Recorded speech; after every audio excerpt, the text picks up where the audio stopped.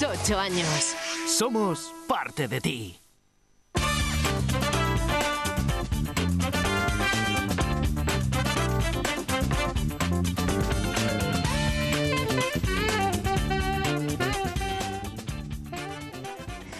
Ya estamos de vuelta en 8 Magazine y preparados para ocuparnos de historias de la Burgati. Reformas comerciales, rehabilitación e interiores de viviendas, mantenimiento de empresas y comunidades. Para todo lo que usted imagine, Construcciones da Silva le ofrece la mejor solución. Consúltenos sin compromiso. Construcciones da Silva en calle Los Colonias 6.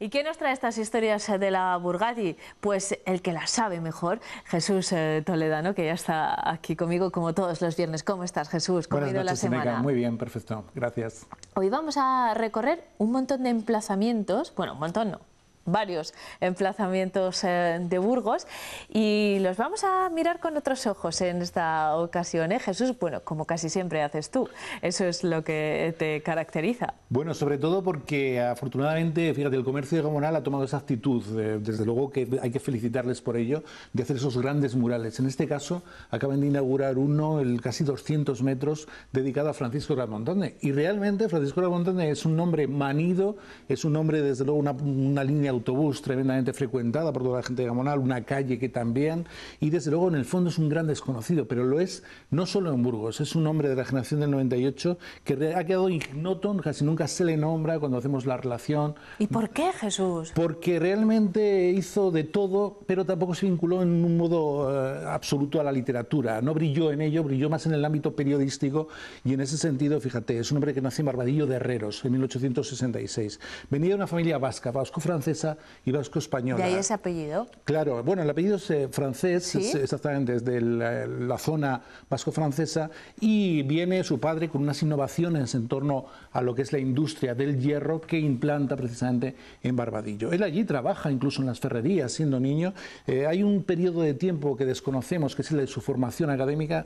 Entendemos que seguramente en Fuenterrabía, donde tenía un tío que era filólogo, pasaba largas temporadas en verano y allí se imbuyó de toda esa cultura literaria, toda esa formación. Su padre muere muy pronto, muere cuando él tiene 20 años, en 1888, y lo que hace él es emigrar. Luego vamos a hablar, fíjate, de otra gente que marchó hasta América, en este caso ya en el exilio, pero él fue alguien que emigró a principios del siglo XIX y lo hizo ya para pues desde luego labrar su mejor futuro. Se va a Argentina y allí es donde ya desarrolla toda esa labor. Estaba muy vinculado al País Vasco. Él realmente, cuando hacemos un análisis de su obra, hace más dedicación. De hecho, allí funda en Argentina una revista que se llama Vasconia. Tenía una relación impresionante con Miguel de Unamuno y eso le hizo, bueno, pues una relación epistolar por la que conocemos lo que era ese desarrollo de él en Argentina, donde los españoles, italianos llegaban a La Pampa. Él estuvo en La Pampa, hizo de todo también, desde pastorear con ovejas a todo tipo de trabajos, pero ya comenzó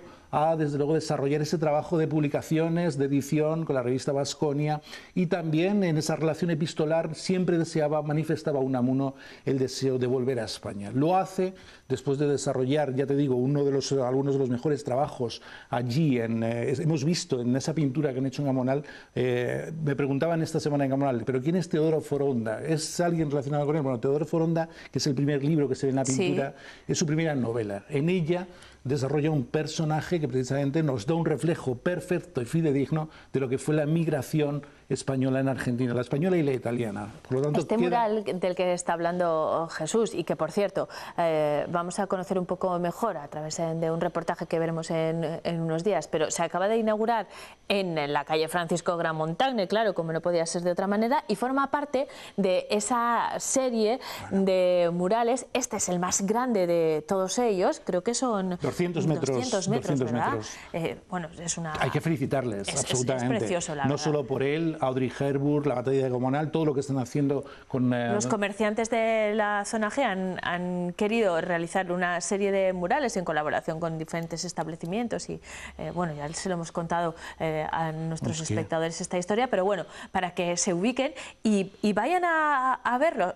acérquense porque, por ejemplo, este de Gran Montagne es impresionante y nos da pie también a conocer mejor a esta figura, claro, que, como decía Jesús al principio, será una de las calles... Claro, porque por donde pasamos más veces. en Gamonal siempre se ha dicho, ¿qué autobús vas a coger? El de Gran Montagne. Parece que era un ente, una ciudad, una población, y atrás había un hombre, Francisco Gran Montagne, que, como te digo, bueno, pues es ese hombre que ya en 1901, en su deseo de volver a España, precisamente regresa y le entra en un absoluto desconsuelo. Una España, la de Primo de Rivera, que no le gusta, que le parece atrasada, se va a San Sebastián, allí trabaja en el ámbito publicitario, se convierte, como nuestro burgalés Luis Pérez Solero, en uno de los mejores publicistas de la época, y desde allí escribe en Burgos, escribió muchos periódicos, pero escribía algunos de sus artículos más burgaleses. Hay una recopilación francamente buena hecha en Burgos de sus artículos en torno a lo que es lo burgalés. Trató mucho los temas rurales, de la sierra donde él había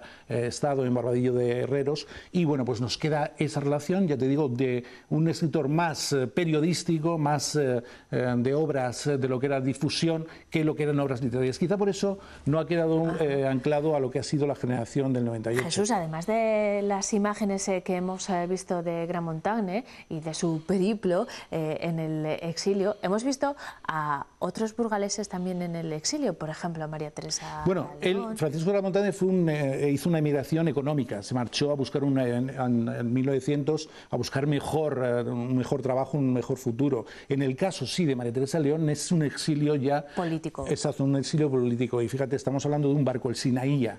Era un barco que salía desde las costas francesas y recorría por el Cabo de Gibraltar, por el Peñón de Gibraltar, todo un periplo hasta las Américas, en este caso a México, donde fueron Eduardo Ontañón, María Teresa de León, era una mujer tremendamente moderna, muy femenina, no solo muy femenina, sino una feminista.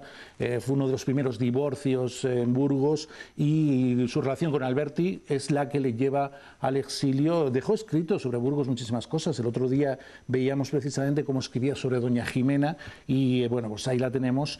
En su última época decía, no hay peor cosa que saber dónde voy a morir, no saber dónde voy a morir, porque ya los avatares le llevaban de un sitio a otro. Es una mujer a la que la personalidad se le ve en la cara. No, era una mujer guapísima, pero con un carácter que se le ve, es impresionante. En Burgos era una de las mujeres más guapas. Mira que las burgalesas sois guapas, es evidente, pero era una de las mujeres más guapas, y desde luego sobrina de Méndez Pidal en su época, junto con María Teresa y Cruz Cebro, dejó algunas de las mejores, plasmó. Esta foto me encanta, sí. Es Eduardo Ontañón, es un canto de libertad con Antonio José, con la novia de Antonio José, cara de pito, que es como la llamaba Antonio José, y desde luego, bueno, pues esos hombres que se fueron al exilio. Tú fíjate, Eduardo Ontañón en el propio barco, en el Sinaía, allí había una máquina de impresión, y en el periplo, en el larguísimo viaje a América, ya funda allí un periódico que habla de las noticias, crea un periódico que habla de las noticias del barco, de lo que está ocurriendo en el barco. Qué fascinante tuvo que ser ese de una vocación absoluta para escribir, para difundir, y que, bueno, de alguna forma pues tuvieron, desde luego, fueron fruto de su época para crearse y también para exiliarse, lamentablemente. Jesús, seguimos hablando de periodismo, pero cambiamos de zona, sí, ¿te claro, parece? También maravilloso. Se acaba de inaugurar la Glorieta, Diario de Burgos. Sí, claro. Nuestros espectadores ya la han visto. Forma parte de esta casa también, y esa glorieta está en frente del Puente Castilla, ¿no? Claro. Enseguida vamos a ver imágenes de cómo ha ido evolucionando esa zona, pero ahora se incorpora la glorieta y esa escultura en homenaje a Diario de Burgos en una zona muy particular también de la ciudad. Claro, y fíjate, si felicitábamos a los comerciantes de Gamonal por esa actuación, hay que felicitar a los que han decidido ese modelo de escultura para Diario de Burgos cambiante en una zona de absoluta transformación. Fíjate, vamos a ver en un momento lo que es en la imagen el retroceso histórico mayor, que es la Puerta de Santa Águeda, en la calle de Barrantes. Esa es la calle de Barrantes, un poco más arriba, se encontraba la Puerta de Santa Águeda, una de las puertas de la muralla, y podemos imaginar aquella zona ya de extramuros, ya de acuerdo a lo que es la historia de la ciudad, pues iba hacia el barrio San Pedro, y ahí empezaron a partir del siglo XVI las tenerías, el lavado de lana de aquellas exportación a los Países Bajos. Todavía podemos ver en el edificio, en la Casa del Pescador, en lo que era la discoteca La Finca, las siglas AT, Antonio Tomé, un industrial que tenía allí su exportación de lanas y sus tenerías. Bueno, esta es una zona cambiante. Hemos visto precisamente imágenes de Alfonso XIII en la Plaza de Castilla. En 1907 ponen una piedra, la primera piedra, lo que era el proyecto inacabado siempre del monumento al Cid. Y fíjate, se quedó allí la piedra, el monumento no evolucionaba y los burgaleses lo que hicieron, porque Valencia había estrenado ya su estatua al Cid, a eso lo llamaron el monumento a la paella. Allí se quedó una piedra, una especie de jarrón, y como no avanzaba, dijeron, bueno, pues esto, ya que los valencianos han hecho un monumento al Cid, nosotros lo vamos a llamar el monumento a la paella. El Hotel Infanta Isabel fue de todo, desde luego que hoy es la Casa del Empresario y además... Sí, la sede de la Federación, de la Asociación de Empresarios. Tremendamente eficaz, además, sí ha sido cuartel nazi, ahí estuvieron los nazis en su periplo aquí en Burgos durante la Guerra Civil. Fue desde luego hemos visto el hall, ahí lo estamos viendo, uno de los mejores hoteles desde 1926 y por supuesto lo ha sido desde ambulatorio, sede de los sindicatos verticales, lo ha sido de todo. Una zona tremendamente cambiante donde está ahora mismo la glorieta de Burgos, estuvo el campo de la Serna, allí se celebró el Milenario de Castilla, fue uno de los campos de fútbol primeros de la ciudad y por supuesto una zona en tremenda transformación. El Colegio Niño Jesús de Vicente Lampérez le da a todo ese entorno, junto con la calle Barrantes, una estética urbana impresionante y desde luego que una zona, junto con la isla, ya diseñada por los franceses, impresionante. Y cambiamos de nuevo de ubicación porque qué pena que siempre se nos acaba el tiempo, que hay tantas cuestiones en relación a las cosas que nos trae Jesús. Y a mí me estaba pensando en el Colegio Niño Jesús, en los edificios que hay en esa zona, que hay unos cuantos edificios singulares. Sí, bueno, un día hablamos de ellos. En la calle Aparicio Ruiz, ya un edificio moderno, singular, tremendamente impresionante y de una estética bellísima. Podremos el propio Palacio de la Isla, es que hay un montón de sitios. Claro, los Muguiro, etcétera. Es una zona de desarrollo absolutamente, a partir del siglo XIX, de las élites sociales.